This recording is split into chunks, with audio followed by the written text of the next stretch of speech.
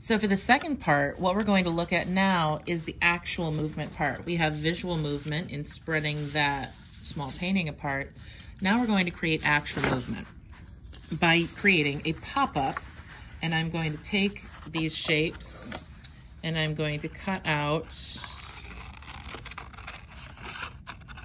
I think I'm going to use this circle for the pop-up. It's a little bit larger.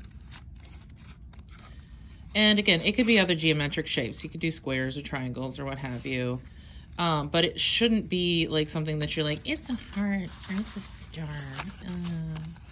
It's kind of pedantic and boring. We are trying to make this more about the process of creating movement, not about like an actual thing. All right, so I think I want my circle to pop up like right about here, and then I'm gonna glue this one down somewhere else on here just to make it look interesting. To create a simple pop-up, all you have to do, I'm actually gonna fold it the opposite way of my page, and I'm going to make 2 small cuts. 1, 2. You don't want it to be wider by too much than your shape. And then I'm going to fold it back, and you see how this is starting to come forward?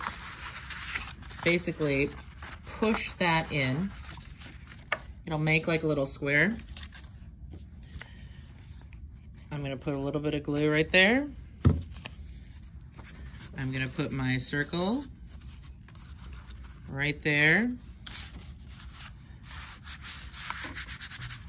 so that when I open this, the circle is moving. This is the actual movement aspect of this. I'm now going to just glue this side.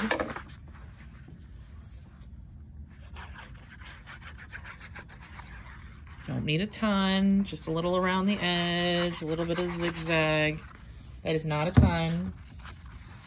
Tuck. Close your sketchbook. It should fit in fairly well because these aren't the same size. If it hangs over a little bit, it's all right. So you should have your vocabulary right here, and then this page opens up to your movement. And I'm gonna glue in, I want it over here for a little bit of balance, which is gonna be the next principle of design we're gonna talk about. Lighter colors tend to pop forward more, so I'm gonna put this, a boop, over here, and that will then be part of my movement design. You can add other shapes, you can put more on, but that is going to be